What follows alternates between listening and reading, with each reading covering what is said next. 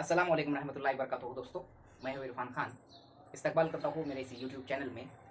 आपको मैंने जैसे कहा था कि जनरल नॉलेज की हम सीरीज शुरू करेंगे।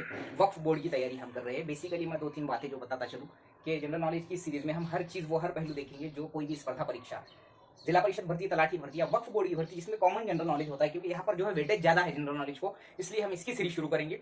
5 मिनट, 7 मिनट, 10 मिनट, ज़्यादा से ज़्यादा इससे ऊपर वीडियो नहीं रहेंगे। हो सकता है 2 मिनट 3 मिनट के भी हो। तो वक्फ बोर्ड की भर्ती से मुतालिक मीन्स जो आपको जो एकदम बेसिक बेसिक नॉलेज जो मैं बता रहा हूँ, उसमें कई बार आप रिपीट रिपीट वही सवाल कर रहे हैं। और बहुत से लोग मुझे बोलते हैं कि सर आप ऐसा क्यों बोलते हैं। तो अब इस पे हैरत की बात है नहीं है तो और क्या बोलूँ मैं। 1000 रुपये फीस है भाई, और बार बार जो पूछ रहे निगेटिव मार्किंग है क्या, तो निगेटिव नहीं रहती जनरली क्लास 3 क्लास 2 के अंदर। अदर देन अगर एमपीएससी की बात करूँ मैं, एमपीएससी छोड़ दीजिए आप। और ये जो है क्लास जो वक्फ जिला वक्फ अधिकारी है, सुपर क्लास 3 की पोस्ट है। क्लास 2 की मैंने कह दिया था, सुपर क्लास 3 यानी नियर अबाउट क्लास 2 के जो है लेवल के नजदीक नजदीक होता है। और पेमेंट की अगर मैं बात करूं तो हर पोस्ट की अलग अलग लेवल से रहती है। अगर मैं बात करूं जो जिला वक्फ अधिकारी की, तो अगर वो 4200 ग्रेड पे है तो नियर अबाउट 60,000 के आसपास उसकी वक्फ अधिकारी की पोस्ट रहती है। क्लरिकल में 1900 या 2400 ग्रेड पे होता है, 1900 ग्रेड पे होता है, तो समझो उसकी पेमेंट बन जाती है 24-25 हज़ार शुरुआत। और उसके अलावा अगर मैं बात करूँ 1900 से, अगर 2400 होगा तो 30-35 हज़ार बनती है। कौन सा कनिष्ठ लिपिक की बात कर रहा हूँ मैं, 1900 ही होता है उनका आमतौर पर। और मैं स्टेनोग्राफर की बात करूँ तो स्टेनोग्राफर की पेमेंट थोड़ी ज्यादा होती है, नियर अबाउट 55-60 हज़ार के आसपास होती है। तो ये बात करते हैं, शुरुआत करते हैं, क्योंकि हमारी जो सीरीज की शुरुआत में सबसे पहले शुरुआत होगी वक्फ बोर्ड की भर्ती है, इसलिए जनरल नॉलेज में ये पूछेगा ही पूछेगा वक्फ बोर्ड से मुताल्लिक मालूमात। तो एमसीक्यूज टाइप जो है कॉम्पिटेटिव एग्जाम का सिलेबस होता है, तो सीधी सी बात है हमको उसको बेसिक, हमारे को उसकी बेसिक जानकारी लेना जरूरी है। केंद्रीय वक्फ परिषद की हम जानकारी लेंगे, क्योंकि पेपर जो है ये इंग्लिश और मराठी दो ही लैंग्वेज में बाइलिंगुअल होगा। बार बार पूछो मत उर्दू में है क्या। मेरे हर वीडियो में बताने के बाद भी आप रिपीट कर रहे हैं। मेरे वीडियोस को देखो, और नहीं देखते तो कम से कम दूसरों के भी देखो, और नहीं वो भी देखते तो कम से कम तजस्सुस से कहीं पर जाकर कोई अदर प्लेटफॉर्म पर जाके तो भी देखो। बार बार रिपीट मत करो। उर्दू में नहीं होता पेपर, ये मराठी और इंग्लिश बाइलिंगुअल होगा, और उर्दू जबान उर्दू में आएंगी, ठीक है। तो हमारी सीरीज का पहला वीडियो जो है वक्फ बोर्ड की मालूमात। वक्फ बोर्ड की स्थापना कब हुई थी ये पूछ सकता है। तो वक्फ बोर्ड की स्थापना हुई थी सन 1964 में। ध्यान में रखना है, हम उर्दू लिखना पढ़ना और बोलना आना चाहिए, ये उसकी एकदम सबसे मस्ट कंडीशन है। अगर नहीं आता है तो भरो मत। उर्दू लिखना पढ़ना आता नहीं है तो भरो मत फॉर्म, मेहरबानी करके, क्योंकि तुम्हारा सिलेक्शन होने के बाद में अगर उन्होंने चेक करे तो तुमको लिखना पढ़ना नहीं आया तो कोई फायदे की बात नहीं है। सीधी सी बात है, हम जो है अगर उर्दू जानते हैं तो हमको सबसे पहले वक्फ के मीनिंग मालूम होंगे। वक्फ यानी वक्फ करना, यानी डोनेट कर देना, या अपने कौम के लिए या अपने किसी के लिए अपने आप को जो है अपने पास की जो चीजें वो कुर्बान कर देना या दे देना या डोनेट करना, ठीक है। तो वक्फ के मायने है दे देना या फिर डोनेट करना। औकाफ की जो हम बात चल रही है वक्फ बोर्ड, तो वक्फ के मायने पूछ सकता है वो, तो उसके मायने मैंने आपको बता दिया, दान करना। जो हमारी पूरे इंडिया में 92,000 एकड़ के आसपास में जो है, जो पुराने लोगों ने पहले लोग जो थे उन्होंने मुस्लिम कौम की फलाह व बहबूदी के लिए, हर तरह से तरक्की के लिए उन्होंने जो जमीनें जो वक्फ की थी, वही उसी को लेकर महाराष्ट्र गवर्नमेंट ऑफ इंडिया ने, भारत सरकार ने, जो हिंदुस्तानी हुकूमत है, उन्होंने सन 1964 में वक्फ कायदा 1954 के अनुसार, देखो वक्फ कायदा 1954 के अनुसार उन्होंने 1964 में वक्फ बोर्ड की स्थापना की भारत में। भारत के जो है सेंट्रल गवर्नमेंट ने इस तरीके की 1964 में किसके हिसाब से, वक्फ कायदा 1954 के हिसाब से।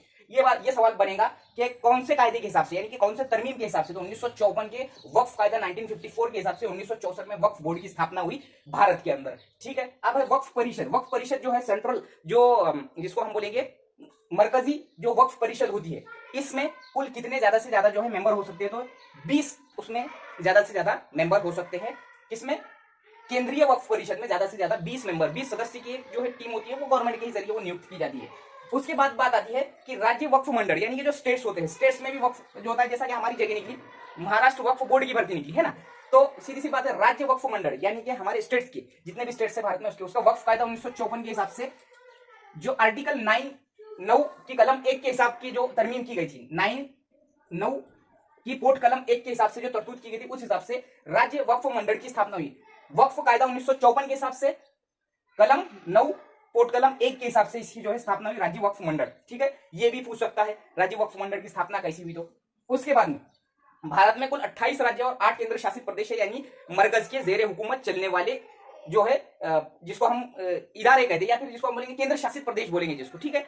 तो केंद्र शासित प्रदेश हमारे पास 8 है और स्टेट्स जो है हमारे पास 28 है। पहले 29 थे, जो तेलंगाना 29वीं थी, बाद में जो कश्मीर की 370 हटाने के बाद अब 28 स्टेट्स है और 8 केंद्र शासित प्रदेश है, यानी मरकज के जेर हुकूमत चलने वाले इलाके।